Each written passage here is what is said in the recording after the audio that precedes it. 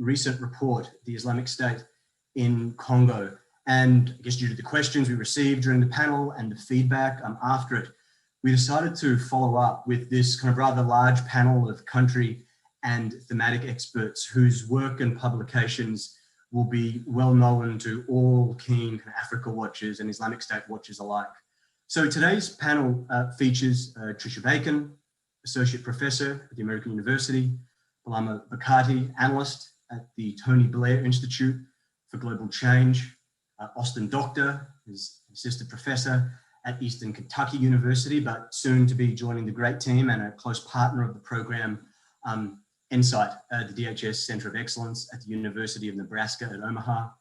We have Emily Estelle, who's a research fellow with the American Enterprise Institute, and Laren Poole, the Chief Operations Officer at the Bridgeway Foundation.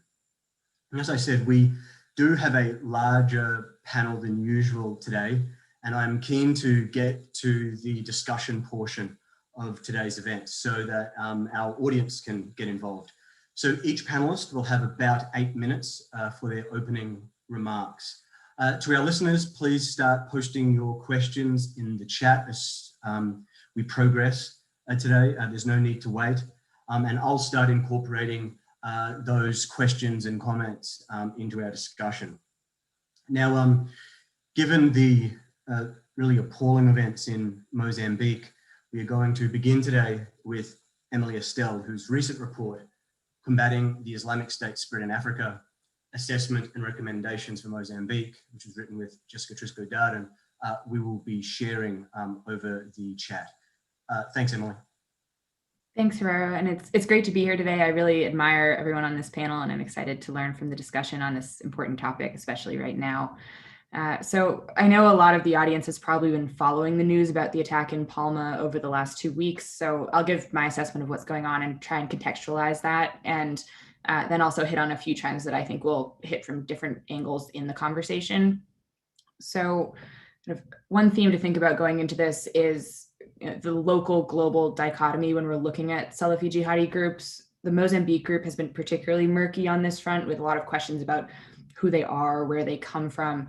And a larger point that I want to make is that we need to be able to consider both the local and the global inputs. So, right, this is an insurgency with local roots, local members, requires local solutions, but it also benefits from international Salafi jihadi networks and expertise that serve as an accelerant.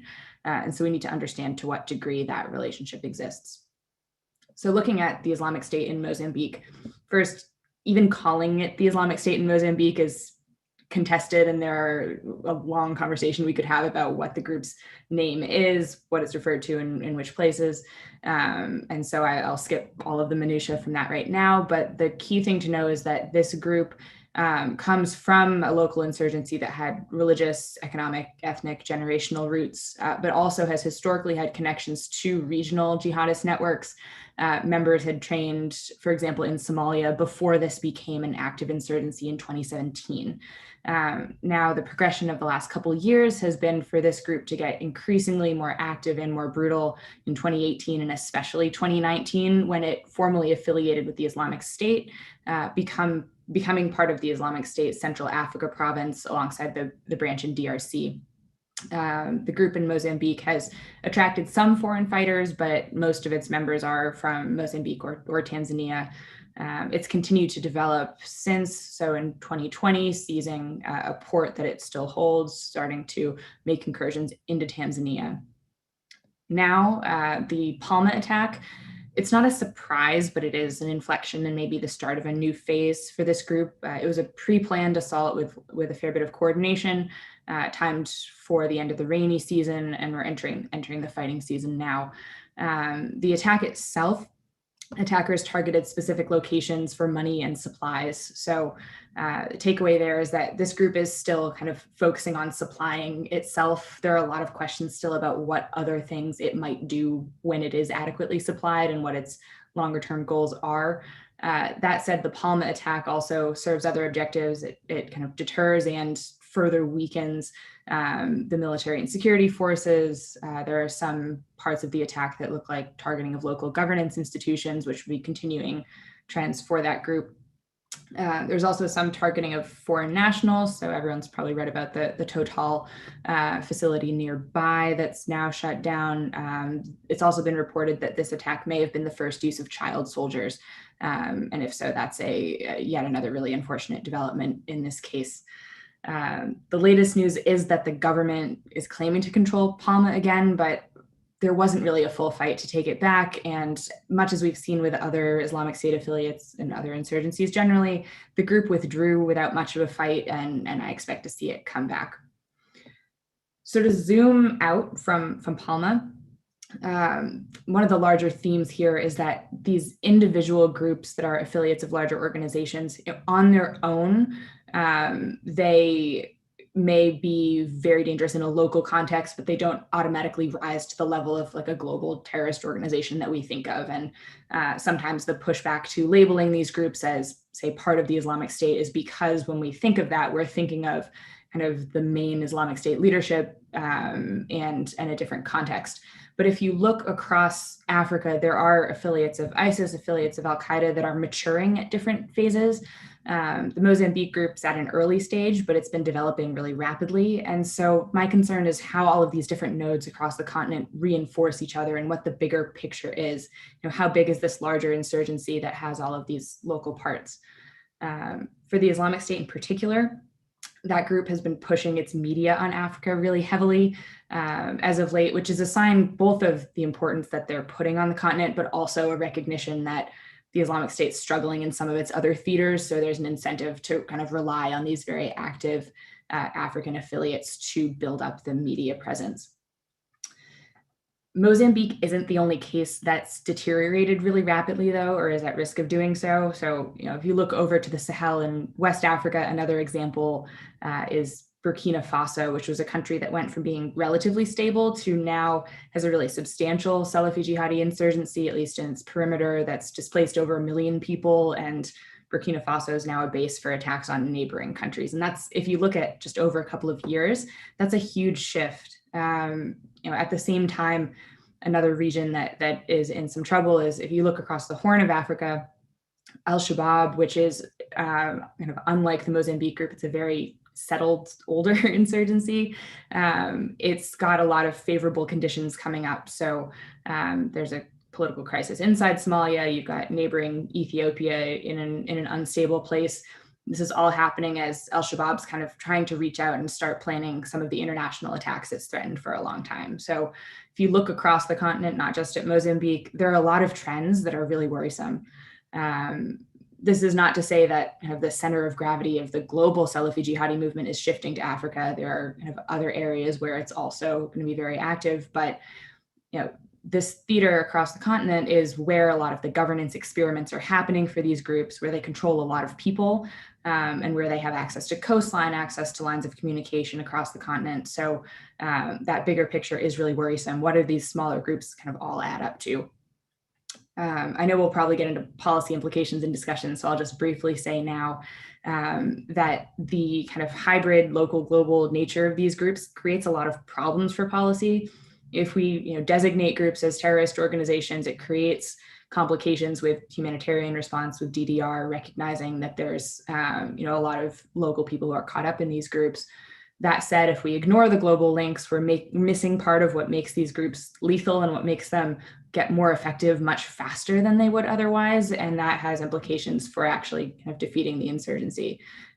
So figuring out the policy model that actually works to both defeat the terrorist groups, but also fill in the governance that's missing and that created conditions in the first place. I think there's still a big gap there, but also a lot of opportunity to close some of those gaps and try and end these problems in the longer term. So I'll close there so that I don't take too long and hand it back over to you, Herrero. Excellent. That's a really perfect opening there for today's discussion. Thanks, Emily. So next we go to Austin. And what we're going to do is we're actually going to, again, share a publication, the one that I referred to earlier, Austin's work on foreign fighters in Africa, and we'll share that on the chat for our audience to follow up after today. Thanks, Austin, over to you. Okay, thanks, Raro, and thank you to the Program on Extremism for organizing this event and for the invitation to join this great group of panelists. Given the recent string of events, and including the attack on Palma, the issue of the Islamic State in Africa, I think, is one of both growing and already critical importance, both to regional as well as international security. And so I'm glad that we are here today. I'm going to focus my comments on this broader issue and broader theme, the Islamic State in Africa, from a specific foreign fighter angle, right? This is, in many ways, a theme that has been haunting the discussion about ISIS and its global efforts ever since the group set records, right? Absolutely smashed records of bringing tens of thousands of foreign nationals to join its campaigns in Syria and in Iraq. In the context of the Islamic State's operations in Africa, I think a natural question to ask then is, well, what's the risk of an influx of foreign fighters to its affiliates in the region? And then subsequently, relatedly, what might this mean for the trajectory of those local conflicts? And so, well, there's obviously a lot to unpack here, and we can continue this discussion in the Q&A. I want to highlight initially 3 core points, which is first, if we look at historical patterns, in the case of African insurgencies generally, foreign fighters are closer to the norm than they are to the exception, than they are being the exception to the rule. Second, and with that sort of being said, I think that there is a risk of an influx of foreign fighters to insurgencies in the region, and particularly to those that are already associated with or affiliated with the Islamic State. And lastly, foreign fighters matter in that they often wield or have discernible impacts on the conflicts that they participate in. And so I'll sort of go ahead and unpack some of these 3 points. First, and I know we're looking ahead, right, to sort of project what the Islamic State in Africa will look like. But as it relates to foreign fighters, I think it can be useful to start by actually looking back at historical trends in this kind of activity. Foreign fighters have been present in African insurgencies for a long time, even predating the emergence of today's global jihadist movements, where data from Dr. David Mallet, for example, indicates that since the end of World War II, Africa has actually featured the largest proportion of insurgencies with foreign fighters relative to those active in other global regions. Moreover, sort of historically speaking, the vast majority of foreign fighters come to African insurgencies from regional rather than from global countries of origin. But ever since the mass arrival, right, of foreign fighters to ISIS in 2013, 2014, and then moving forward, the conversation around these actors has tended to focus on international and even cross-regional movement of foreign recruits. But I think it's important to note here that foreign fighters can arrive to a local conflict from any state, right, from a neighboring regional or otherwise. In other words, the term can apply equally to combatants, for example, traveling from Chad to the Central African Republic, from the United Kingdom, the US to Somalia, Iraq to Burkina Faso, or Tanzania, as I'm sure we'll talk about in a moment, into Mozambique. Together, I think these historical patterns suggest that the rise of the Islamic State in Africa, I should say the continued rise, it isn't so much introducing the foreign fighter threat as it is compounding it. And that really leads me to my second point, which is that the strengthening presence of the Islamic State in Africa may increase the probability that even more foreign fighters come to join these armed struggles. And I think this may be for 2 reasons. One is that Islamist extremism is ramping up in different parts of the region. And while Al-Qaeda affiliates in Africa, I think, still maintain a slight strategic edge, the Islamic State brand is gaining traction. Foreign fighters are attracted to winners and attracted to fights that gain them prestige within their own networks. And so for potential foreign recruits, and I'm really basing this on the assumption that they have some kind of agency to choose between various conflict theaters. The recent success of some ISIS affiliates in Africa increases the appeal of these insurgencies as a destination point. Also, the escalating standoff between Al-Qaeda and the Islamic State in the region makes these insurgencies more prominent within jihadist networks and therefore more likely to attract, I think, foreign recruits. We saw what I think is maybe a form of like a sort of tepid cooperation between Al-Qaeda and the Islamic State for a few years, but I think it's very clear at this point that those relationships have since soured, right? Where affiliates of both movements are now targeting directly one another. And this is the kind of competition that can even create and generate that sort of that sense of urgency to back one side or another in these localized inter-militant struggles. And so while I think the risk of foreign fighters is probably generally high for all ISIS affiliates in Africa, we may expect especially strong levels of foreign fighter activity within ISIS affiliates active in places where Al-Qaeda also has an active counterpart. So groups in the Sahel, groups in the Horn are probably especially likely to bring in global foreign fighters. Then again, we may see limited cases of this in places like the Lake Chad area, the DRC, and northern Mozambique. I'll close with a final point that foreign fighters tend to influence, though in various ways, as Tricia's work in this area has shown, the trajectories of local conflicts. From local militants' perspectives, foreign fighters have a mixed track record, right? On one hand, research indicates that they tend to help insurgent groups avoid total military defeat and can even prolong the duration of a conflict. In other words, foreign fighters help local militant groups to survive. And this isn't just about boosting group size. We also know that foreign fighters often bring various forms of technical expertise, introduce new modes of warfare. Tricia's work has shown, for example, in Al-Shabaab, that foreign fighters really improved, as well as work by DC Wibu. Foreign fighters really improved the group's IED and sniper operations in Mogadishu and other parts of Somalia. I think we may begin to see some of this similar activity and dynamics in northern Mozambique. On the other hand, foreign fighters can be incredibly disruptive to insurgent groups' internal cohesion and continue to sort of confuse its strategic vision and even its theory of victory. There are countless examples of this in Africa and beyond, where foreign fighters inevitably, they arrive and then slowly begin to seek a say sort of in the strategic vision or operational design of the groups that they join in ways that local commanders might actually otherwise wish to avoid. And this can be highly disruptive to a group in the long term. It's also, as Emily had mentioned, important to note that the arrival of foreign fighters is almost always bad for local civilians. My research in this area with John Willingham suggested insurgent groups with foreign fighters tend to inflict more civilian casualties. I also find evidence in a separate study that these groups tend to inflict more prevalent levels of sexual violence.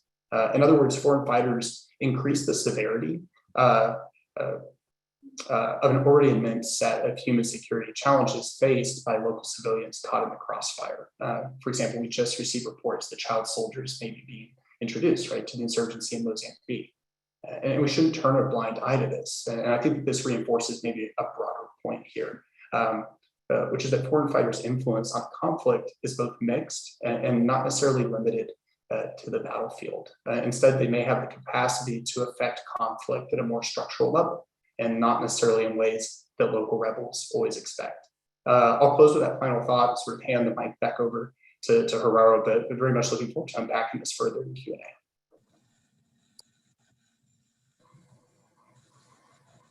Great, thank you, Austin. Really, really important points there. And actually, what we'll do is, Austin referenced a couple of journal articles there, particularly on foreign fighters and their impact on civilian casualties and sexual violence. We'll make sure that we get those out in the chat. Very, very, really important work that Austin's been doing. The next speaker for today is Tricia Bacon. And you know, Austin's already done a great job of highlighting the really important research that Tricia has done.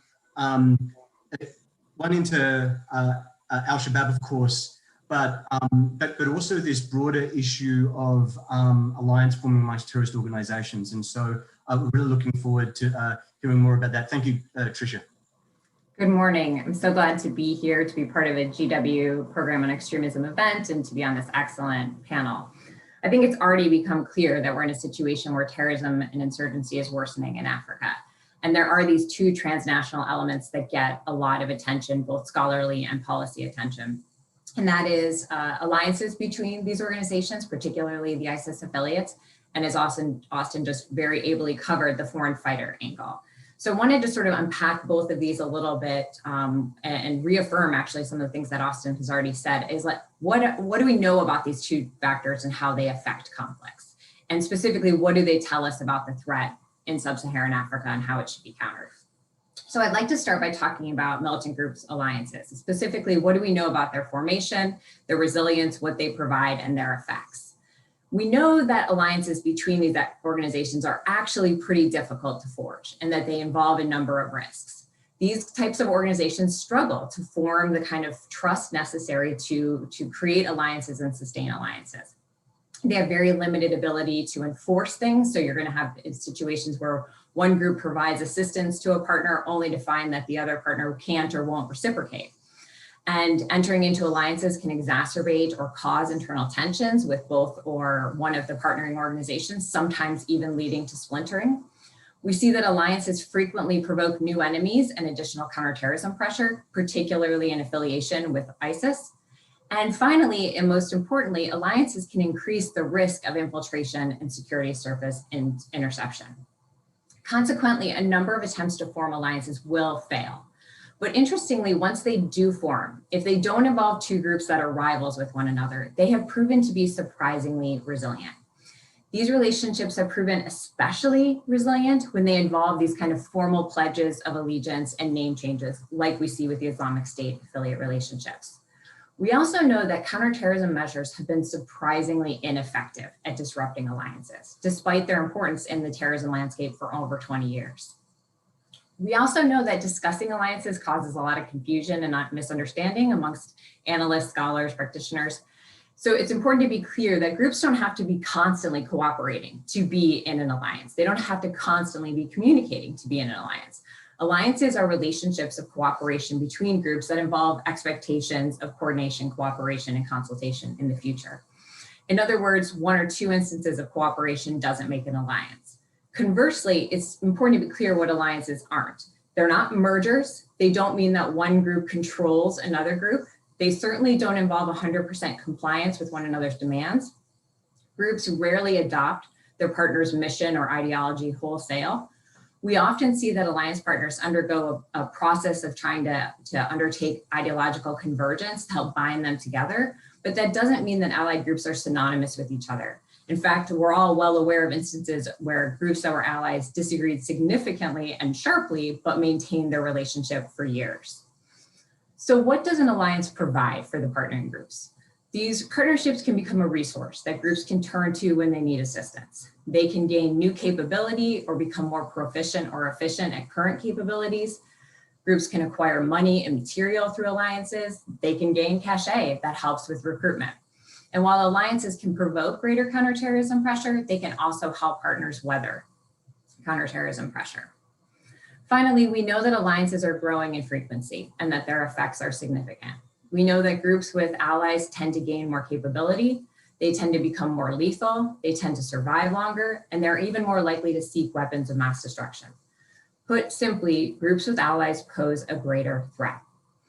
And moving on to the second facet, foreign fighters, what do we know about their impacts? As Austin has already really discussed and discussed well, foreign fighters can radicalize the conflicts that they join. They can radicalize the ideology of their domestic counterparts. They can contribute to sort of hardening of the cause. We know that they can radicalize violence. They can import more indiscriminate tactics, and as Austin's research has shown, bring a greater willingness to victimize the population, including sexual violence. We know that they can be a manpower resource and a source of funds that separate the insurgents from the population, which helps to contribute to their propensity to mistreat civilians. We know that insurgencies with foreign fighters, especially transnational foreign fighters, are more likely not to lose. They're more likely to engage in attacks outside of the country of conflict. We also know that when foreign fighters return home, only a subset of them engage in terrorism, but those that do are particularly effective at doing so.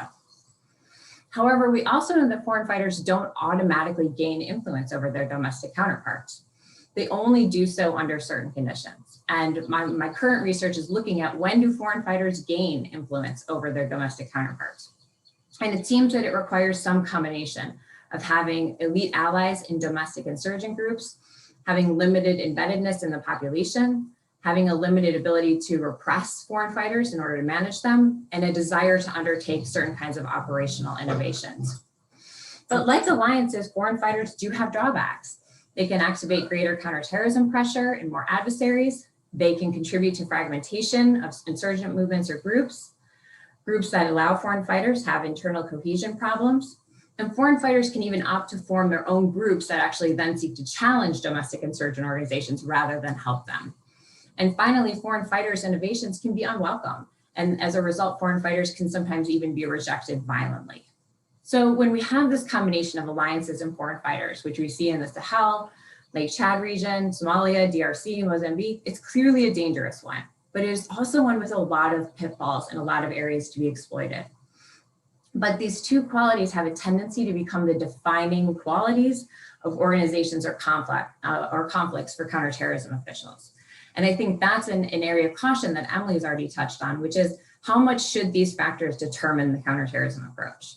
They are virtually always a symptom, not a cause of a conflict, or they don't explain the existence of most groups.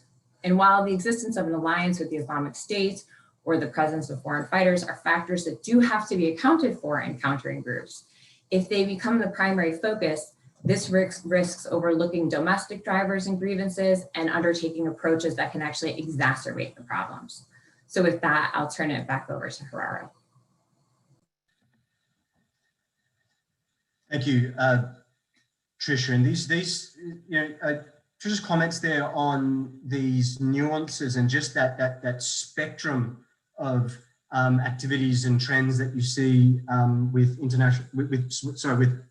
alliance formation and the relationships between different groups, I think is really important, particularly as we start to go deeper into specific case studies. And that's exactly what we're going to do right now with Laren discussing some of the key findings from the DRC. And we're going to make that most recent report, the Islamic State in Congo, available to the audience now as well. Thank you, Laren. Thank you. So the situation in Congo, which we focused on as a foundation and partnering with GW to author a report, is an evolving situation that has a long history. The violence in Eastern Congo is being committed by 120 armed actors. The ADF, which is the Islamic State's affiliate in Eastern Congo, is just one of them, but the deadliest. It operates in an area in Beni and Ituri, but the group has a long history. The group originated out of Uganda. It is one of a few armed groups of the 120 that is primarily made up of regional foreign fighters. So let's say that the majority of the group is not Congolese. It has a long history that has exploited the instability of Eastern Congo to extract illicit materials, timber, potentially some of the other minerals in the area. It has engaged in local business. It has cooperated with other armed groups. And this has been long documented by scholars and the UN. But in 2014, there was a moment in the group that pivoted its trajectory. The founder, Jamil Makulu, of this group, who long sought to keep the group focused on overthrowing the Ugandan government, and left the camp and was arrested in Tanzania. And Jamil Makulu had long rebuffed foreign jihadist groups. He went on to say in one of his famous sermons that I'll never hand my troops over to the Arabs, referring to approaches by other foreign jihadist groups to finance him or to make an alliance.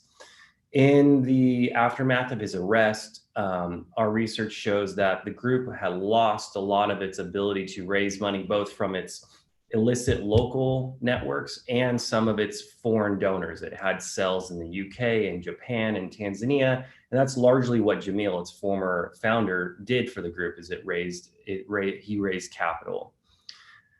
With the lack of capital coming in through Jamil's arrest, the group sought other lines of alliances primarily for resources, for an influx of cash that it needed to survive. In 2017, the group in Q1 committed 0 attacks on civilians and 0 attacks on military targets. It showed that the group had been largely decimated by both the Congolese and UN offensive against the group, and was unable to regenerate or absorb these battlefield losses because, one, its recruitment networks had been strangled by the arrest of Jamil, and 2, it lost the financing to move or recruit individuals outside of Congo, which it relied on. During this time, the new leader of the group, Musa Baluku, started to make approaches to various jihadist groups within East Africa that it had been connected to in the past loosely, but never made an alliance. And sometime between 2017 and 18, the group started receiving money from a gentleman named Walid Zain. This was our first kind of clue into the trajectory of the new ADF. Around the same time, we started to see a large influx of Tanzanian fighters into the group, concurrently with the Zain money. It's not out of the norm for the ADF to have Tanzanian fighters. They had documented cases of few individuals, but we were starting to see hundreds arrive at a time.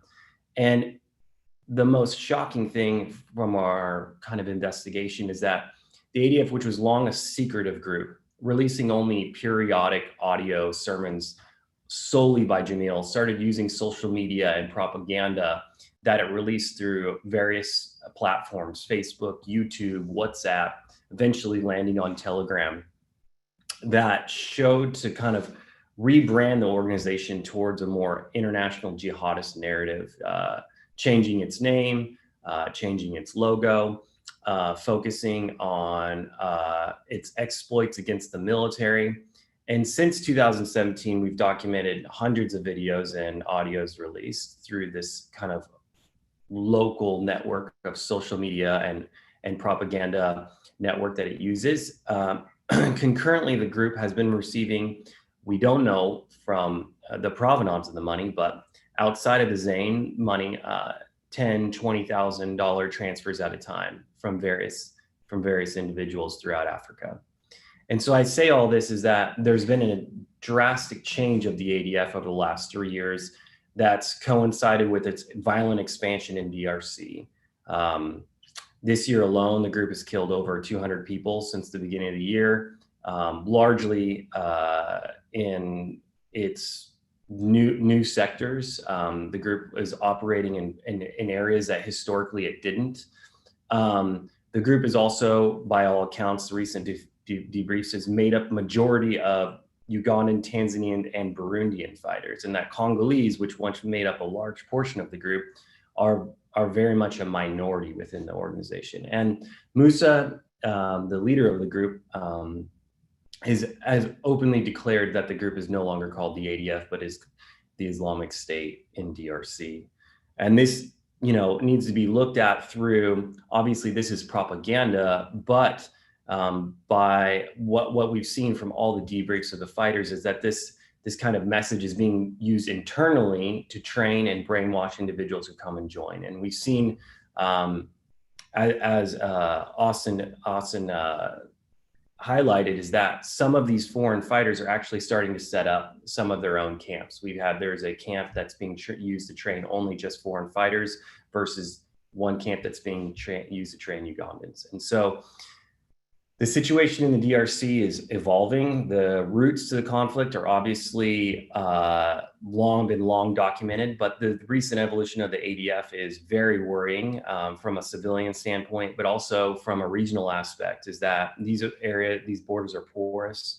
The individuals that are being recruited are young, largely illiterate individuals from Eastern Uganda, Dar es Salaam, the Swahili coast in Kenya, and Bujumbura in Burundi.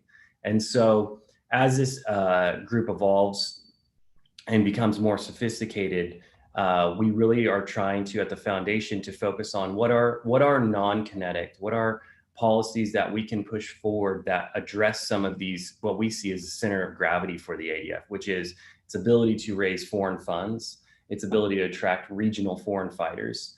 And we believe that some of these policies and these programming can be done at the outside of the battlefield, and will have a huge effect on the ADF's ability, capacity to commit violence against the local population. Aurora, thanks for inviting me, and I'll just leave it there. Excellent, thank you. Thank you, Laren. Important points that we're going to return to very soon. I think there are so many similarities you see with the example of the ADF in the DRC, but also some really unique traits that I think are going to be important to explore. And to bring the opening session to a close, we have Bulama Bakari, who has an article out just today, actually, which we will share for our audience to read. Thank you, Bulama. Yeah, thank you very much, Haroro. Excellent presentations already with lots of points to take back home. And what I'm going to do in Austin's tradition, I am going to just highlight 3 issues, which in a way is picking up on some of the points Emily, Austin, Laren, and all of us made, and then we can then open up the discussion further. And I think the first is a point touched on by about 2 of my panelists, co-panelists, which is around the nature of the relationship. We know that there are groups all across Africa that are either called ISIS or AQ affiliates, and they have been there for ages. Unfortunately, we can see from what's happening across the continent that the threat is clearly outpacing the response by local and local troops and their international partners. But then the obvious question is, what's the nature of the relationship? Because this is something we keep going back to in each and every one of these theaters. 2 weeks ago, we were here discussing ADF and the paper Laren spoke to just now. And one of the questions we were looking at was the UN group of experts conclusion months ago that there is no any international connection, that they can establish evidence of connection between ISIS and ADF. So that's one part of it. And then on the other, we saw on the back or in the wake of the designation, US designation recently of ADF, Ansarus Sunnah in Mozambique and others as ISIS affiliates, what we saw in Mozambique was local politicians trying to say, oh, we've already told you these are completely foreign fighters coming to our land. They are foreigners, they are not from this area. So a denial of the, if you like, socioeconomic circumstances that have led young people to join extremism. So in ADF, we say there is no international link. And then in Mozambique, we say it is all internationally connected. It has nothing to do with local people. And both of these narratives are faulty, and they are a product of the fundamental misunderstanding of ISIS's or AQ's relationship with groups in Africa.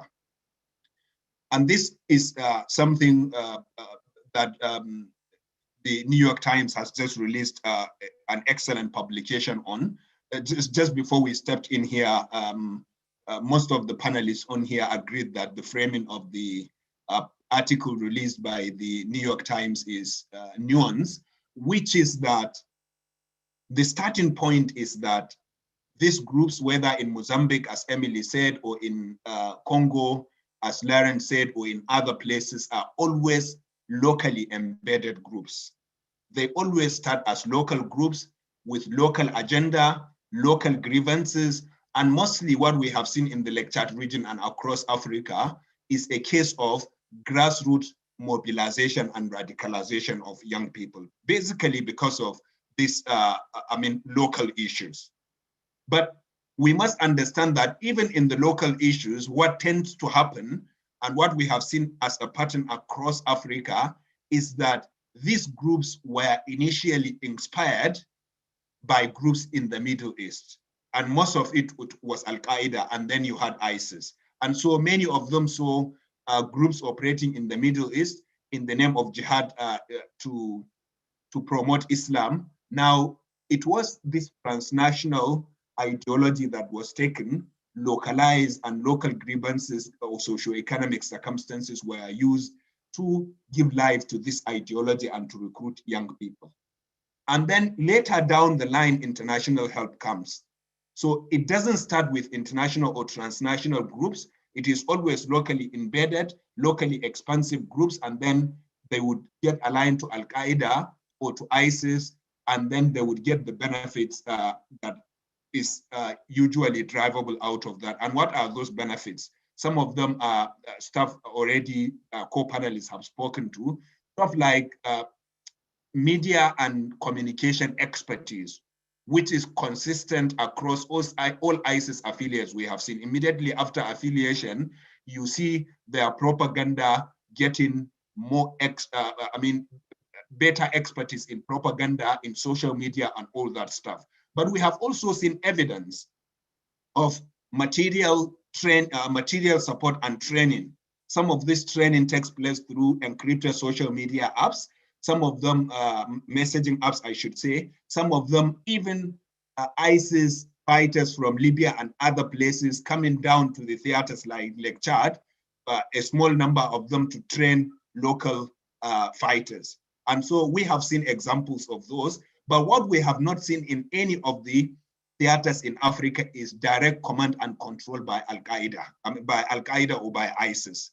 And I think that's where, for example, the New York Times article today, went too far by saying, for example, that ISWAP, the Islamic State West Africa province, is effectively directly controlled by ISIS. None of these groups are controlled by ISIS or by Al-Qaeda, as the case may be, but we know that they communicate almost on a daily basis every single day. We know that some of them get finances, as we have seen in case of ADF in the Lake Chad region in Mozambique, through mostly, back channels of fund transfer and using agents on the continent, but we have not seen direct control and command.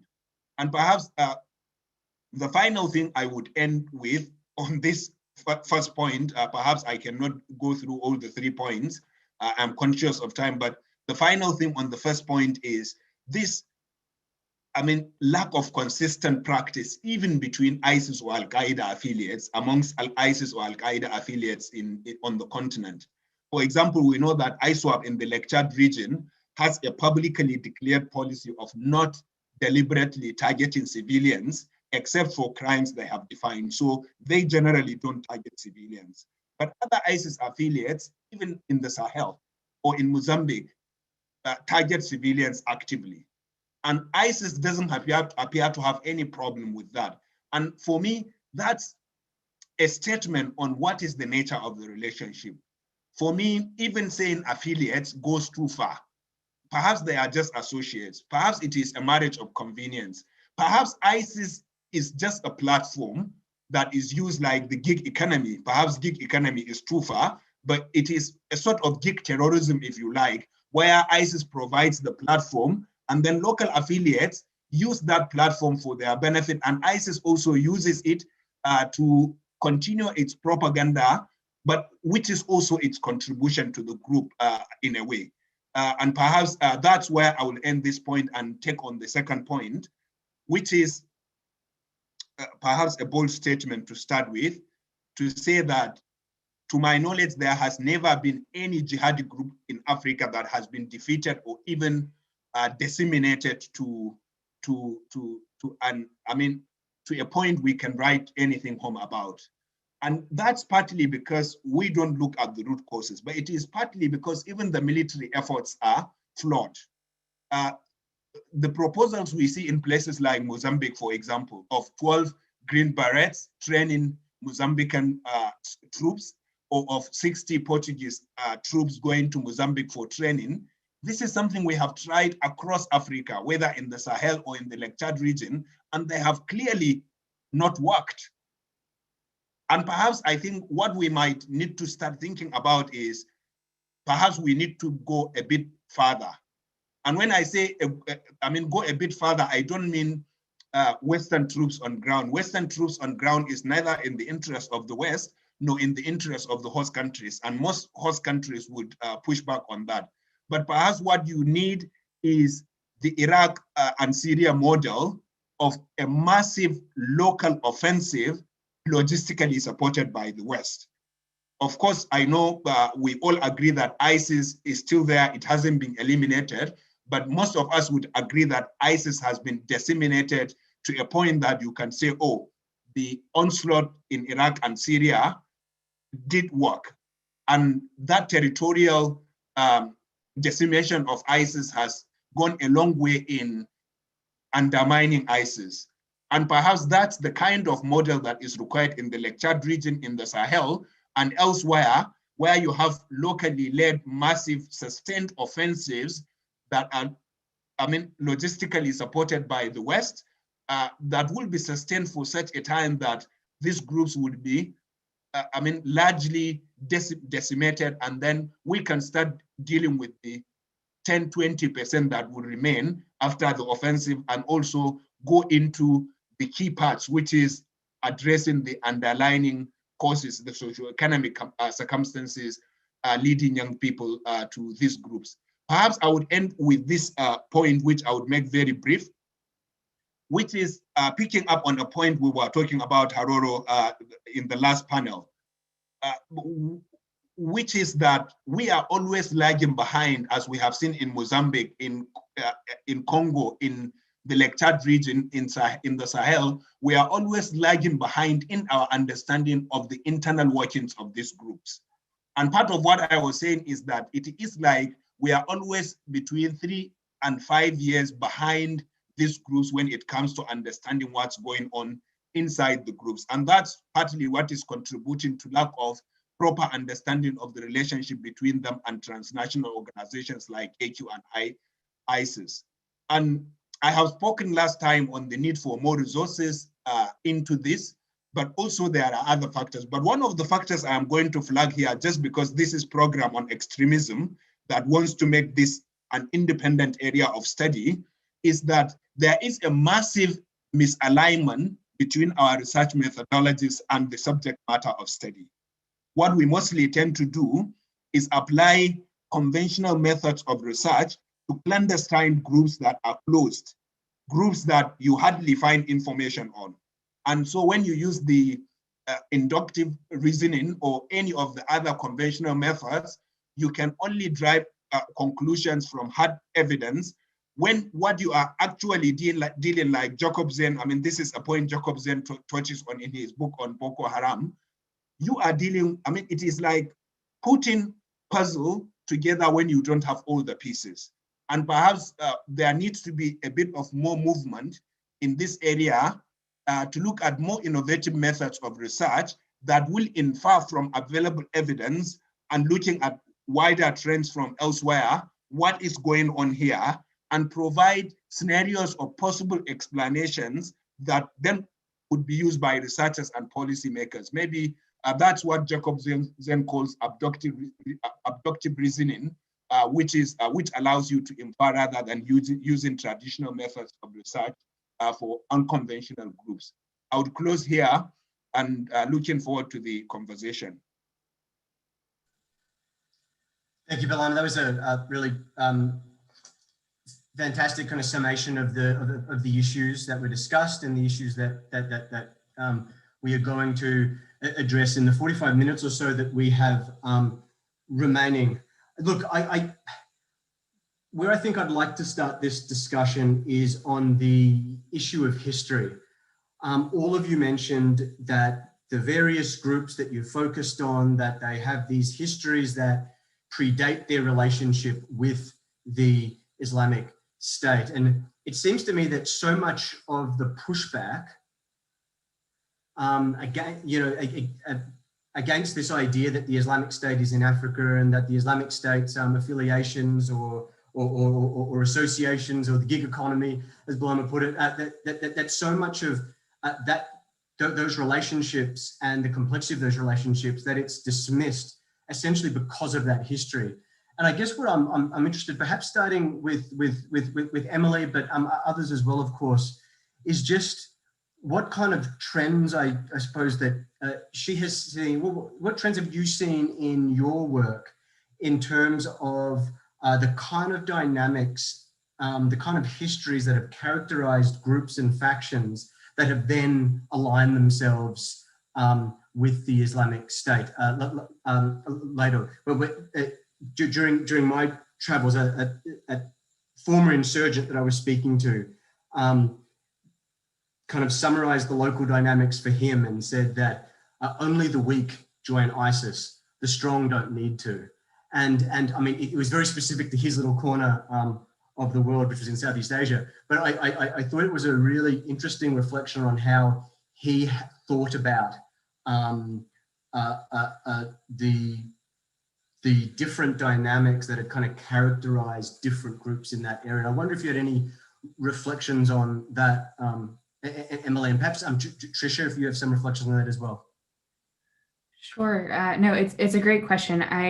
The examples that come to mind when I think about kind of which types of groups look to pledge to ISIS, one case for that is when there's fragmentation within the leadership of existing groups. So if you look at the Sahel is the best case for this, because you've got this, complicated web of groups with various levels of relationship to Al-Qaeda and to each other. And the group that became the Islamic State branch in the Sahel was kind of already a splinter of a splinter in a way. And so there's the ISIS branding question where like a lot of groups kind of signed up at the time when that was the thing to do. But there is also the idea that there was a leader for this group who had been kind of seeking his own niche for a while. And that provided a way for him to distinguish himself more. And frankly, I mean, that group has developed a lot more than it may have otherwise, given what it looked like kind of before the pledge and after. You can also look at Al-Shabaab, which has historically been pretty aggressive about cracking down on dissent within its ranks. And the Islamic State in Somalia is a splinter of Al-Shabaab that kind of overlays clan dynamics within the group. So, one way you see this fragmentation is through the internal kind of leadership and factional dynamics. I think the other piece for groups that in areas that don't have that ISIS AQ dynamic, it's an interesting question of kind of which brand they choose to sign up to. And I think now that the Islamic State globally has had a bit of a decline, but also Al-Qaeda leadership hasn't really kind of put itself out as maybe the most attractive competitor, it's an interesting question of kind of where do groups align themselves. There have been a couple of media reports connected to Al-Qaeda that were kind of gently contesting the idea that the Islamic State was in Mozambique, but it was kind of pretty half-hearted. So there is that branding competition, but I think at a lower level in the areas where the groups aren't already well established. Thanks for that, Emily. Tricia, do you have something to add to that as well?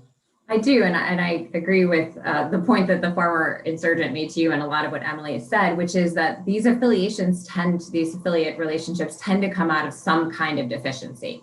And how we judge whether an organization is weak is sort of an interesting question unto itself. Do we use territory? Do we use size? Do we use tax, right? Like that's sort of a complex question that we actually probably don't talk enough about. But when we look at the genesis of both Al-Qaeda and ISIS affiliate arrangements, one of the things we see is that the affiliate is often dealing with some kind of deficiency, whether that's a recent splinter, whether that's a need for legitimacy, whether that's a problem with recruitment and the cause, as was the case in Algeria. There is something that they're trying to compensate for that the affiliation offers them. And so in that respect, I think ISIS has been much more liberal in its affiliate sort of criteria and process. Al-Qaeda was a lot more selective, but on the affiliate side, we see sort of similar dynamics driving the groups that are seeking or accepting those kinds of affiliations, and that is a desire to compensate for some kind of deficiency or weakness. Yeah, no, thank you. And I mean, this idea of this compensation for a deficiency and weakness, Laren, I guess it kind of reminded me of some of the leadership tensions that had emerged within the ADF the loss of the leader and that broader kind of context. I wonder if you could speak a bit more about that, because that's certainly, that's something which I think almost all the speakers had kind of referred to as these leadership dynamics. I think the ADF is an interesting example of that. Yeah.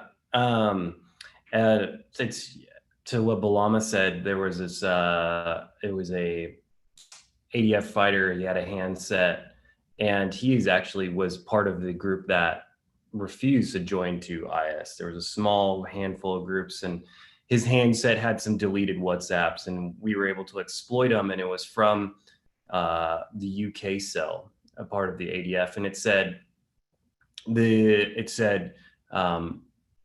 the Arabs, referring to ISIS, we referred to ISIS in another part of the text, promised Baluku to splash them with weapons and money.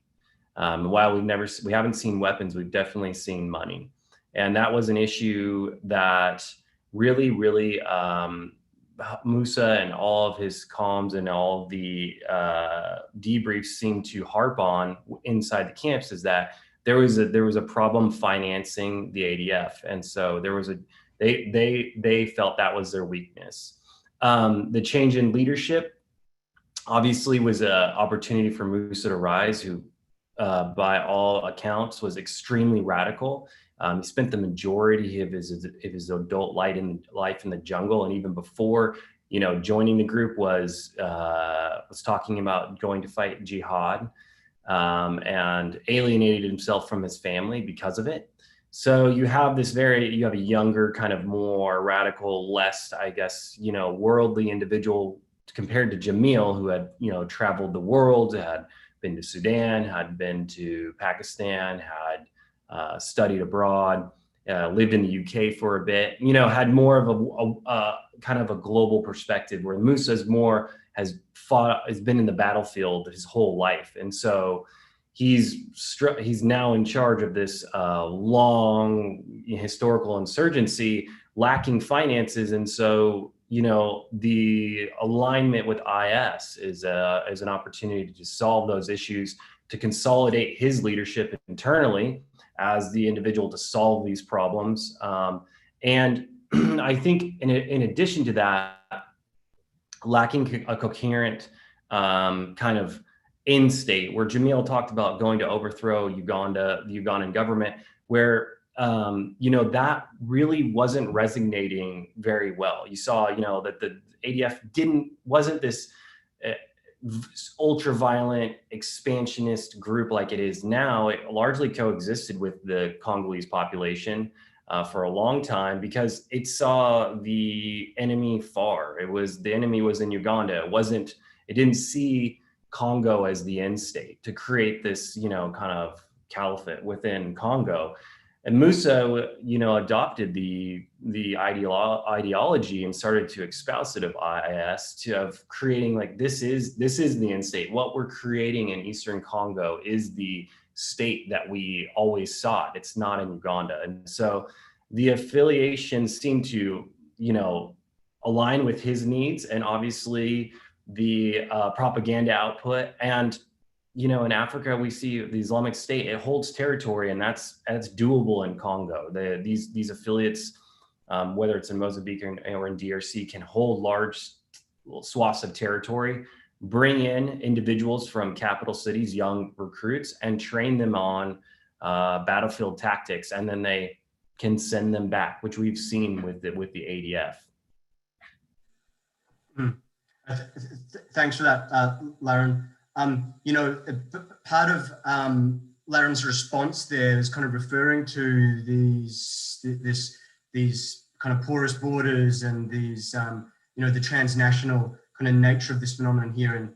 And I think that Austin's comments, but more broadly, Austin's research into foreign fighters, and particularly his research into this idea of foreign fighters as a disruptive force, is really important. There is this instinctive response, not necessarily from scholars and policymakers, but perhaps, more broadly, that foreign fighters are this kind of powerful, unifying, empowering force. And yet your research, which we've provided to our audience here, actually highlights how foreign fighters can be a disruptive force. Can you go into a bit more detail there? Because I think it's really important as we're putting these pieces together. Yeah, absolutely. Thank you. And I should mention that some of my comments are also going to be based off of Tricia's work. I've been learning from her research in this space for a long time. But that's right. You know, foreign fighters are not necessarily a net gain for the groups they join. And we can also map these differences and when they provide benefits and when they impose severe costs over time, over the trajectory and duration of a rebel group's sort of existence or campaign. Some of the most common forms of division, some of the greatest challenges that I see foreign fighters posing are really they manifest in two ways. One is, I mentioned this briefly, or alluded to it in my initial comments, but is the fact that foreign fighters have a strategic and almost sort of command level. It seems that they have a tendency to try to shape the strategic vision for the group. And that can manifest itself in a number of ways, including how quickly a group tries to expand its areas of not just territorial control, but areas of operation, potentially at a faster rate than maybe local commanders, all else equal, feel comfortable doing. They also, and I think that this is a strategic concern, can tend to radicalize the way that local insurgents engage with local populations, right? Because all else equal, by providing an additional or sort of outside option with respect to recruitment, and with respect to sometimes small arms and cash flows, they help local groups offset their reliance and dependence on local civilians.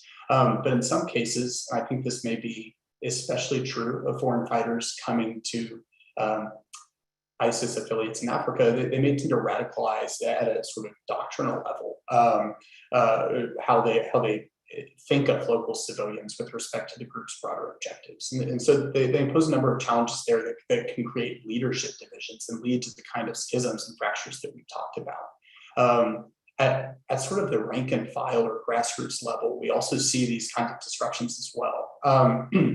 You know, there are obvious, in some cases, language and cultural barriers that inhibit the type of socialization that's typically necessary to have a cohesive force. And cohesion is directly related to battlefield effectiveness, right? These effects ripple out in various ways on and off the battlefield. And so those kinds of cultural or language differences matter. It also matters that foreign fighters often receive or occasionally receive special treatment. Sometimes they're paid more. Sometimes in the case of my work on sexual violence in the Islamic State, foreign recruits gained access or had access to a larger number of sex slaves, right? And sort of these were, in addition to the monetary compensation, other forms of sort of, in some ways, payment or incentive for foreign recruits relative to those from local communities. And so all of these things can create divisions between even at the rank and file or unit or battalion level between local and foreign recruits. I think Lauren's point about the ADF having separate training camps for local versus foreign recruits is really telling, because local commanders are often aware of this potential risk and try to find ways to mitigate these. Sometimes it's by creating integrated units, and sometimes it's by keeping them actually completely separate. And so that will be a dynamic to watch, and particularly in the case of the ADF. Tricia, sorry, could you just jump in there and I guess kind of offer, I guess, the flip side to that coin, which is how foreign fighters can, I guess, the positive and empowering influence that foreign fighters can have. Yeah, and I think it's interesting, and Austin was alluding to this, that part of this dynamic depends on how foreign fighters participate. And they actually can participate in very different ways if we look at the different conflicts. There can be the conflicts like Somalia, where by and large, foreign fighters had to join the dominant domestic insurgent group, right? In other contexts, we see them form their own organizations and compete with domestic insurgents. And to skip regions, in Afghanistan, we see them stay in their own foreign organizations, but cooperate and operate under the Taliban. So some of their impact may also be shaped by how they participate in the conflicts that they join. But in the case of Somalia, where I've looked at this the most closely, what we saw is After the defeat of the Islamic Court Union and the Ethiopian presence in Somalia, the foreign fighters were a key facet to how al-Shabaab could quickly launch a fairly effective insurgency against the Ethiopians. They were a key sort of tactical and operational influence that allowed al-Shabaab to make rapid innovations to their operational capability. And so they really provided that at the beginning of the insurgency, they were a key element to the operational, the training, and those facets. And they provided ideological support for basically an ideological leaning that already existed. But over time, that influence waned as al-Shabaab gained that capability themselves. As the foreign fighters, as Austin was saying, wanted more of a voice in some of the decisions, which was not something that the domestic insurgents were interested in them having. So I think this does get at the point that they can be pivotal and they can be positive at certain times in the insurgency and drawbacks at others. So I think they do have sort of I think it's hard to decide that they are an asset or a liability. I think the answer is that they're both, and the degree to which they're both probably varies over time and across conflicts. Thank you, Trisha. We've had actually quite a few questions on this issue, and I think this is perhaps something which Bilama and Emily could perhaps address, which is, the field's been grappling with this, I guess, this so-called competition between AQ and the Islamic State at a global level. But Bilama, perhaps you could start. How has that AQ-ISIS competition played out in Africa? And I guess to what extent has it impacted global trends? To what extent is it, does it kind of reflect those trends, or is it kind of divergent from those trends? Just interested how those dynamics have played out. Yeah, I mean, an excellent question. I just want to start on one of the points and then get into this, which is around groups tending to affiliate when they want to compensate for some deficiency. I think that's generally correct in many of the cases we have seen, but there are more nuances in other cases. And the key point, I think, is for us not to forget the ideological element of the affiliation, to just be carried away by being carried away by the operational benefits that might come from affiliation. So, for example, we know that when Boko Haram initially got affiliated to ISIS or formed an alliance to AQ, in 2010, that was a moment Boko Haram needed some international or transnational support dearly. And I think AQ's financial transfer and training was existential to Boko Haram. Perhaps the group wouldn't have survived if AQ did not give that assistance that we later found out was given. Now, but then let's understand that at a later point when Boko Haram got affiliated to ISIS, those talks started when Boko Haram was at its peak, when it captured Nigeria's territory the size of Belgium and declared a territory, and then al-Baghdadi appeared as the new caliph. And if you look at the discussions that we later saw that happened in Boko Haram, fighters saw it as a religious duty to align to the new caliph, to pledge allegiance to the caliph that has emerged. And I think that ideological element is key.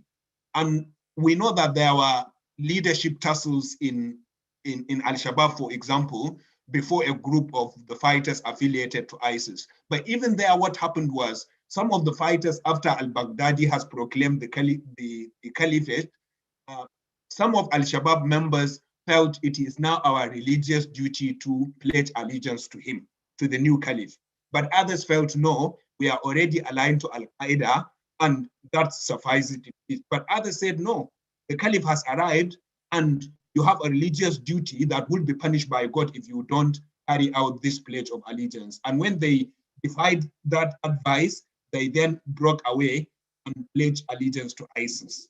And so let's understand that there is an ideological element. It is not just purely tactical or practical or operational considerations. Now, and then that takes me to your question, Haroro, where I will just make 2 points. The first is the liability of global or transnational affiliation that African groups have have had to shoulder, which is that they became fragmented. Boko Haram was one. But immediately after they got affiliated to AQ in 2010, there was a splinter in the group because some group members felt Shekau was not implementing the Al-Qaeda mode of operations. And Shekau said, look, we are an independent group and will continue to be independent. Others felt otherwise. And so there was the first splinter of Boko Haram in 2011-2012, when Ansaru, that is currently based in the Northwest, broke away from the broader Boko Haram. And what we saw immediately after that was Shekau launching an onslaught on them, assassinating their leaders, because he defined them as rebels that should be killed under Islamic jurisprudence. And so he pursued them, he killed some of them, others defected from the northeastern part of Nigeria to the northwest, and then continued their group there. Of course, it is not very active now, but we know that it is still existent with perhaps 100 or a couple of hundred fighters. But we have also seen the Al-Qaeda AQ war playing out in the Sahel, where you had the Janim, that Jamaatul Nusratul Islam wal Muslimin, that is affiliated to Al-Qaeda, fighting ISJS, which is Islamic State in the Greater Sahara. And we have seen physical combats between them where there were, casualties on both sides, or at least one side. So we have seen that playing out in the Sahel, but also in Al-Shabaab, where we saw the Al-Qaeda affiliate that is stronger, clamping down on the ISIS affiliate and killing some of its commanders. So we have seen that playing out in Africa, but even before that, part of the ISIS AQ war was taking control of the global narrative. Who would be able to say, oh, I am the global leader? And we saw that, for example, in 2014, when Al-Qaeda letters were copied to Shekau, to Al-Shabaab and others, which shows us that AQ Central and ISIS Central also recognize getting loyalty of African groups as part of winning the war, the war between the propaganda war, if you like, between them. But in the Lake Chad region, we have also seen other intra-group warfare between, for example, the Shekau group that is independent now and the ISIS affiliate. But some of those are not purely ideological. Some of them could be ideological, but some of them are intra-group warfare, even in the Sahel, that is about control of territory and populations. Or where, for example, Al-Qaeda affiliate has collected money from locals and they want to, they have guaranteed them safety, and then an ISIS group comes to attack them. They see that, they see it as their duty now to defend the community that has pledged allegiance or has paid protection money to them. And sometimes it is fight over major routes of supply, because whoever has control of that route would invariably become the stronger group because it can get supply into the territory. So some of it is ideological, but some of them is tactical, resource-based conflicts.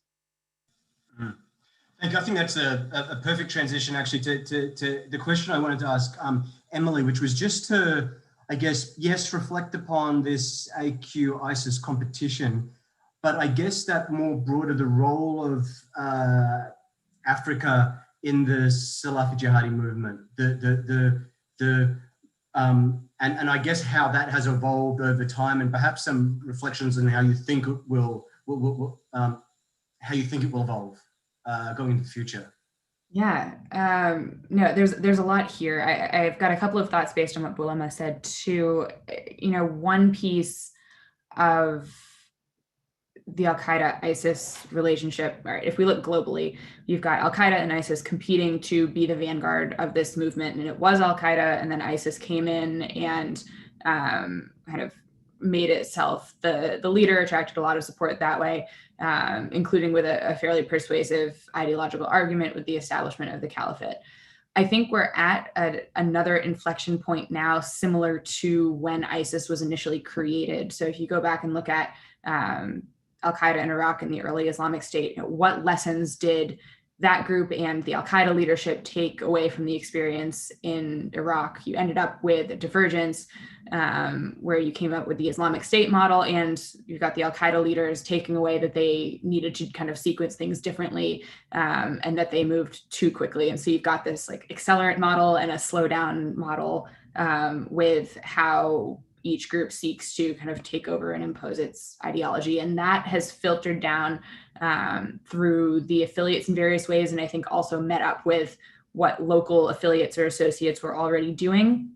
What that means is that Africa for Al-Qaeda is essentially one of the main testing grounds for the model of focusing on local issues and to an extent minimizing the global discussion and focus. So if you look at JNIM in West Africa, for example, as a group that is pledged to AQIM and pledged to Al-Qaeda, but its messaging is focused on we want the French to leave Mali so that we can, and we're willing to negotiate, but they're still pursuing that kind of the goal of moving towards establishing governance, but they're maybe not going to declare an emirate because they did that in Timbuktu before and it attracted the intervention in the first place. So there's this lesson learning process. And I think we're at a moment where the Islamic State also has to kind of look at what happened with the attempt of the caliphate. And I don't know yet what's going to come out as kind of the next version of, do we need to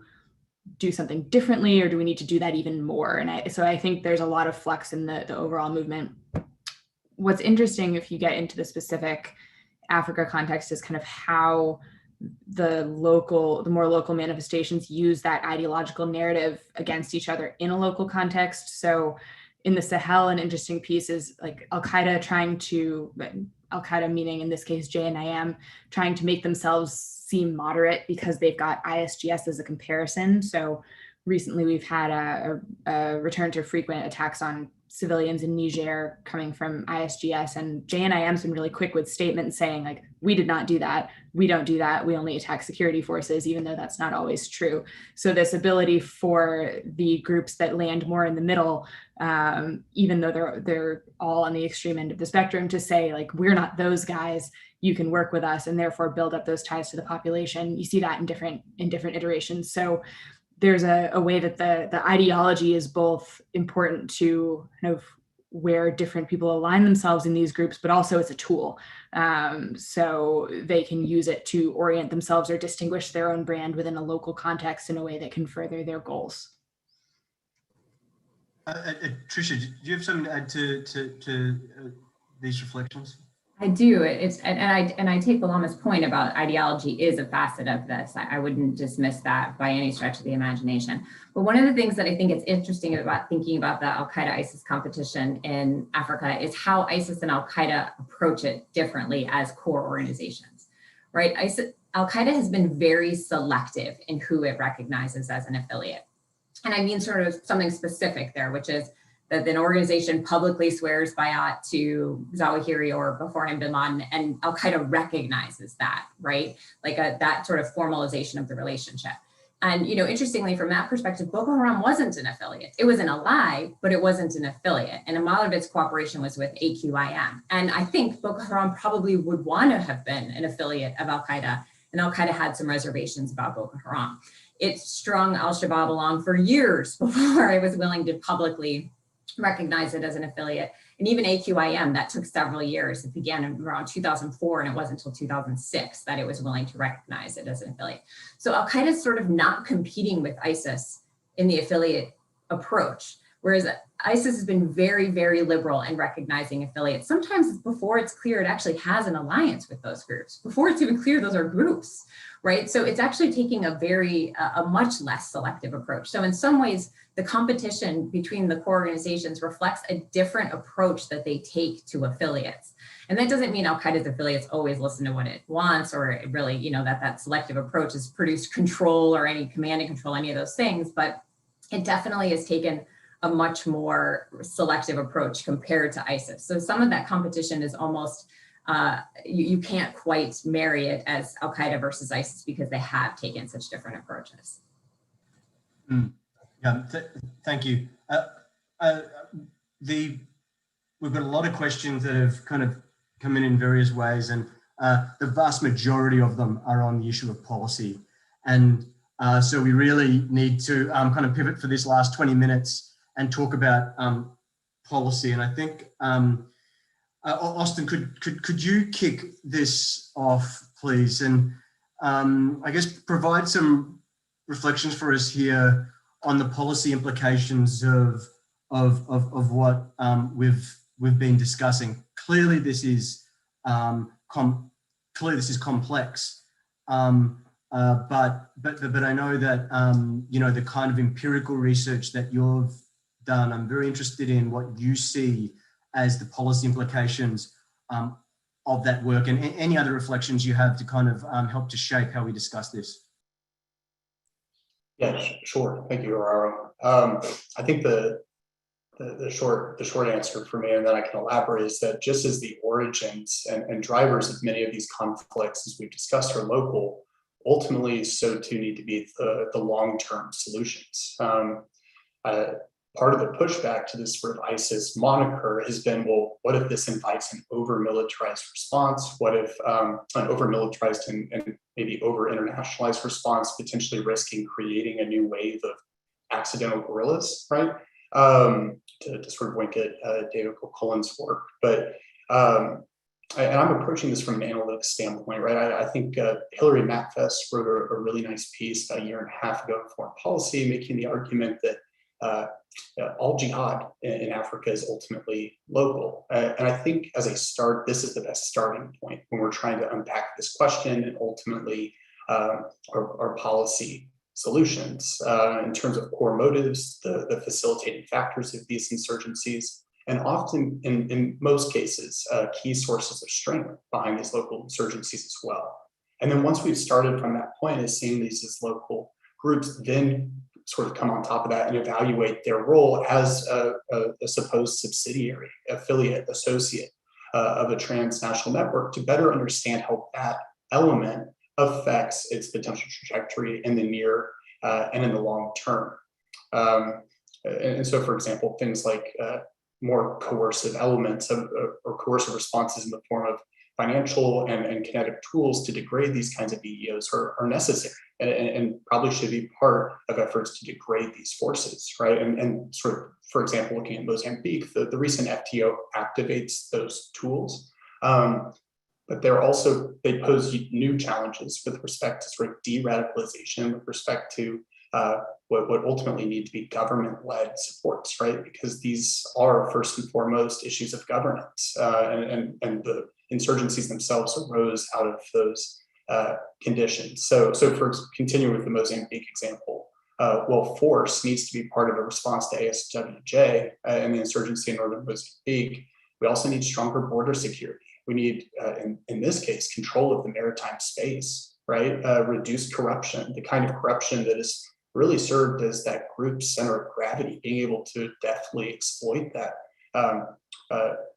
that failing of the local government, as well as their economic and social grievances. And so these things need to be added, right, obviously, onto these more coercive short-term responses.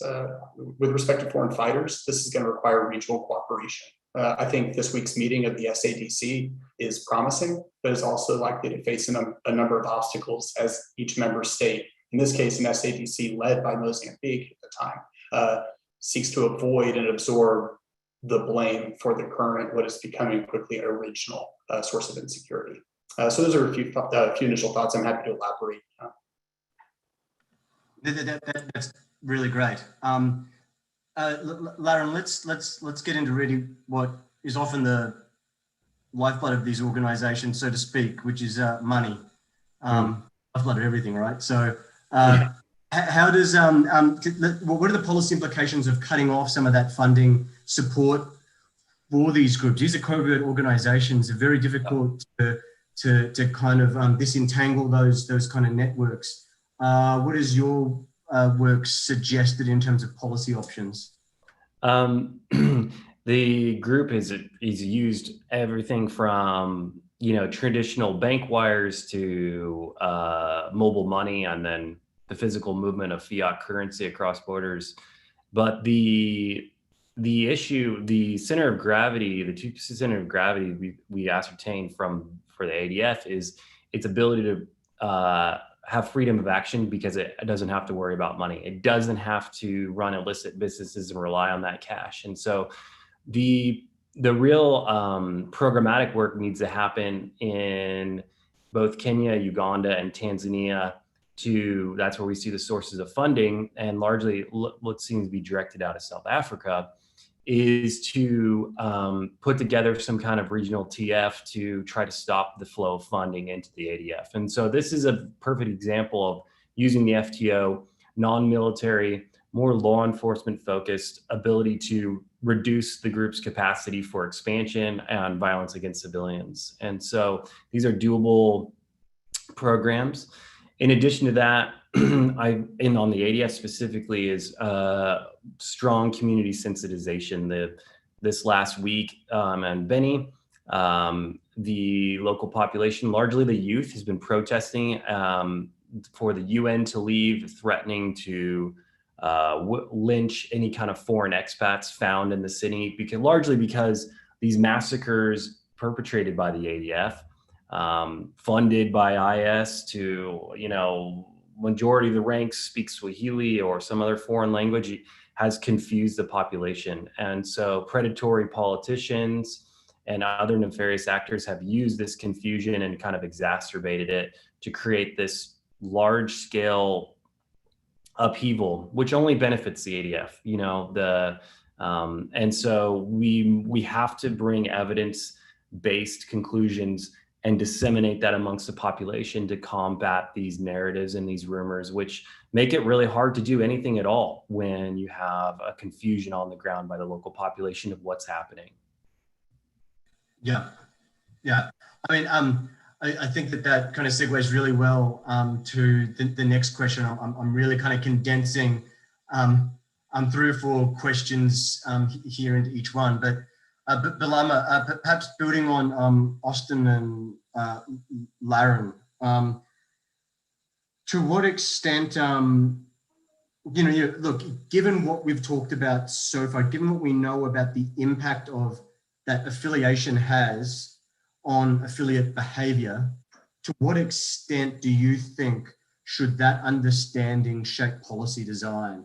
To what extent should policy design and implementation be influenced by the affiliation versus what we understand about those local dynamics? I suppose I'm asking, where is the balance? Yeah, I mean, it's a delicate one, but I mean, policies should always be local in the sense that they try to address the root causes, the underlying local socio-economic circumstances, including the ideological part of it, but also at the same time understanding that addressing the transnational links and support ecosystem is very important. So for example, we know that tackling groups in the Middle East is not just important for the region, but also important for tackling groups in Africa. And therefore, when policymakers are looking at groups in the Middle East and how to address them, they should have it at the back of their minds that they are not just tackling those groups for the sake of the Middle East, which is important, but it will also go a long way in ensuring that groups in Africa, in Southeast Asia, and other places are also, I mean, you are in a way degrading those groups, or at least making them less stronger because they don't have global affiliates to turn to. But also the questions Laren and Austin spoke to around ensuring that the funding and supply routes are properly blocked. They are, if you like, blocked. And this is a question someone was also asking around the funding. We know that most of the funding for African groups, certainly in the Sahel and around the Lake Chad region, are internal funding sources. They are through initially the groups like Boko Haram initially engaged in legal enterprises and did businesses like agriculture and industries and others. But then when they became terrorist organizations and were unable to operate legally, they then started some, illegal operations, such as raiding communities. So for example, when we see banks being attacked in Mozambique, it is not just to send message, but also to steal cash. When we see warehouses being attacked, or an attack in Mozambique coinciding with the arrival of a food convoy, that tells you that they are there to steal the food that is arriving partly. So we know that they use those kinds of sources, but also the exploitation of land and water resources through fishing. We know that Boko Haram is engaged, for example, in big time agriculture, and most of it is used to sustain their own fighters. So they produce their own food. You can say they are almost self-sufficient in food. We know that they are improvising some of their weapons. And so it's important to address this internal supply and funding sources, but also look at the external ones and address them. And when I say the external ones, it is both the operational material things, but also the ideology. Addressing the ideology in the Middle East, as I said, is important to stop the spread of the ideology in Africa, which speaks to another question I saw in the chat around how the ideology spreads. And unfortunately, most of our research is focused on tracking the violence, on following how the violence is spreading. But what we tend to forget is that the first thing that gets transmitted, gets spread, is the ideology. It is when the ideology, after the ideology has taken roots, that you will see people enlisting into those groups and getting mobilized to pick up arms. And I think understanding how the ideology spreads, how it gets imported to the Lake Chad region or to the to Southern Africa or other parts of Africa, and then how it gets disseminated on the ground is important. And I think, Haroro, the final point I would end on here is this forgotten debate on how to stop offline dissemination of terrorist material. Because in the West, we are mostly focused, and I think we have largely succeeded in taking down terrorist content on the internet. But on the African continent, most of these materials and ideology is transmitted offline. And how do you disrupt that? How do you address that? I think these are issues we must look at and try to address.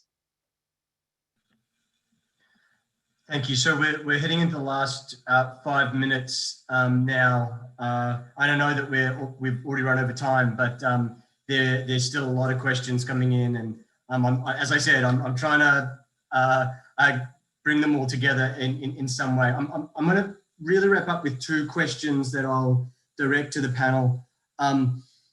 Let's start with the balance between, kinetic is the nice way to say it, military, war, killing, destroying things, and the non-kinetic, I suppose the softer strategies. That balance, trying to find that balance is such a challenge. Again, so much of the pushback, and it's certainly the pushback which I absolutely empathize with, is this idea that recognizing the ISIS affiliation has implications for policy response. And it tends to imply, whether this is accurate or whatever, it tends to imply a military-centric CT coin response. Emily, could you start us off with this? I guess finding that balance, but also how do we confront this perception that, and I think it is an assumption behind is that it has to, if we reach this assessment, it means a certain policy response. That seems to be the way that the debate has been going. I suspect inaccurately, but I'm interested in your thoughts.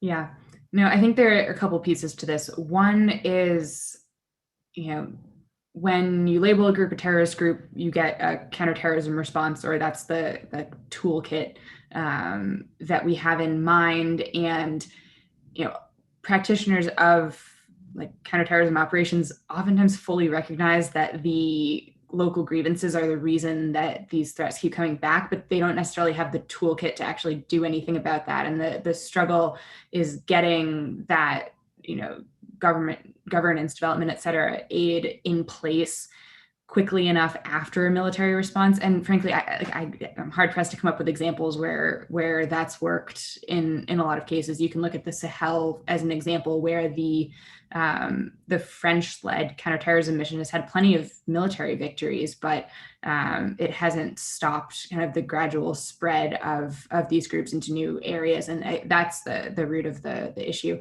At the same time, there's an armed insurgency, and there's a military response required in some of these cases. If you look at Mozambique, there's a large contingent of people that are kind of caught up with Islamic State Mozambique now, who are either forced to join or had no other option. But there's also really no way for them to leave. Like, where do they go to? There needs to be areas that have been secured, and you can look at. There's been, I guess, some limited success in Somalia with defection programs, but you have to think about how to create options. And if that group is the only one with military force in the area, it's going to be really hard to create options. And so thinking more about what the intent of the kinetic part of this is, I think, is really important. Is it killing as many members of this group as possible? Probably not. It should be creating conditions for people to leave. There's going to be some part of the group that is going to be committed that will have to be defeated militarily. So looking at what are actually the objectives of a military campaign, not just it's a terrorist group who do counterterrorism. I think that's the shift in thinking and policy that needs to happen. Excellent. Austin, these were really important points that Emily has highlighted. I mean, I'm particularly interested in your thoughts in terms of, it always seems like this pendulum swings with the debate. It's either one thing or it's another. How do we, I guess, try to help to mature and nuance the debate itself, the discourse around these issues? Because that seems to be a big part of the problem. Yeah, thanks. So I really just echoing a lot of what Emily has said here, but I think drawing on your point earlier in terms of, I think, reshaping this perception or assumption that recognizing that just because we recognize the ISIS link here doesn't necessitate that it's strictly a strong arm approach, right? To resolving this very, very complex, locally driven, or I'm thinking about Mozambique, but all of these insurgencies, these locally sourced insurgencies and armed insurrections. And so particularly thinking about this discussion about to what extent is that ISIS link useful in thinking about our solutions, there's been some trenches drawn in terms of either falling on the side where we completely deny the link, right? Or we say, well, this is it. ISIS is finally in Africa. And I think it's important that we get this right. It's not harmless for us to fall too far on one side or the other. It would be a mistake to minimize them, just as it would be a mistake to maximize or sort of exaggerate those links, right? And so in terms of exaggeration, the risks are that exaggerating the links of ISIS to, say, ASWJ is that we miss the local picture entirely, that it becomes a blurred picture and risks an over-militarized response, that we forget about the economic, social grievances that gave rise to this in the first place, that we forget that local Mozambican security forces were responsible for high levels of civilian abuses, right, in those territories. And if these are the same forces that we're training now and partnering with, we have to ask questions about whether or not we're just making them more effective specialists in violence. And so making sure that our solutions to better train and equip our partners on the ground, thinking particularly of the United States and now Portugal in this instance, that we're also that we're addressing that original source of grievance in the northern part of the country. Now, of course, there are risks of minimizing the ISIS and an affiliate link in Africa as well, right? Because these provide sources of, I think Jason Warner and his colleagues have written about this, talking about this as an identity marker. And while it's very clear that the Islamic State has limited direct oversight, command and control over its affiliates, there are a number of ways that it indirectly can bolster these forces, particularly thinking about what Lauren has said about financial flows, thinking about foreign fighters, how it increases the prestige and even the vision and appeal of these organizations. These indirect influences carry weight and can shape the group's trajectory and lifespan. And so if we miss that ball, if we minimize the link in that way, we also are likely to craft an ineffective response. And so finding that balance, I agree, is incredibly important and should be a primary focus of months and years moving forward. I mean, I think that line that it's not harmless to fall on either side captures this really, really well. Laren, do you have a couple of quick thoughts on the deny? Well, you know, Aurora, you and I talk about it, whether it's misguided denialism or, you know, tragic policies, both lead to the road to hell. And right now we're in a very, very difficult situation in Congo. The trajectory is only going up as far as civilian casualties and the momentum's on the ADF side. But let me just say, I come from the counter LRA mission, which was a multilateral mission led by the AU, supported by the US military, and had partnerships from private funding to super micro NGOs, local NGOs embedded in 4 different countries. The group LRA killed 1,000 people in 2010, and last year I think it killed 5. It was largely degraded because a robust defection campaign, investments in infrastructure in war-torn areas so that the LRA couldn't come back in. And then in isolated cases, intelligence-led kinetic operations. And the LRA has been largely a success case on the continent. You had 4 countries that largely don't operate together or get along, come together and rid the area of it. And ideologically very different, but nonetheless, inside the ADF, we're seeing the same ethnicities being drawn in. And while they're ideologically motivated for different reasons, there are drivers and there are ways to peel people away. And there's lessons to be learned. The forever wars don't have to be forever wars. We've had solutions that have worked in the past, and we should try to draw on them. And in the case of the LRA and CAR, I do want to kind of draw something I saw in the comments, is the great power competition. Once the US and the AU withdrew out of CAR, you saw a Wagner group move into this void. As specifically in Congo, in these areas, as presidents are grappling, local African presidents are grappling with the security situation, they are going to look for a partner.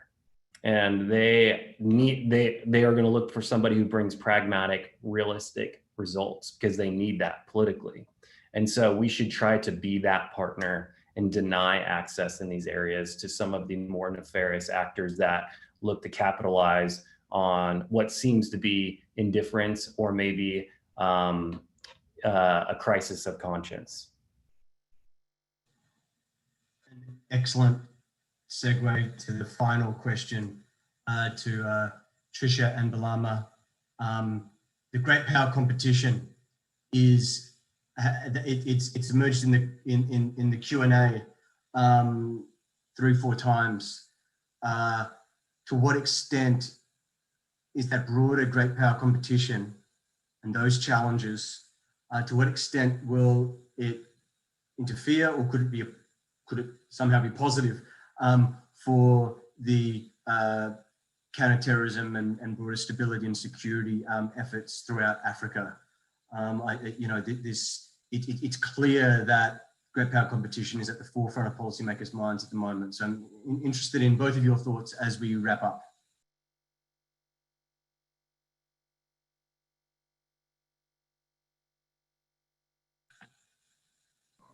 Balama or Tricia? I can go ahead. Sure.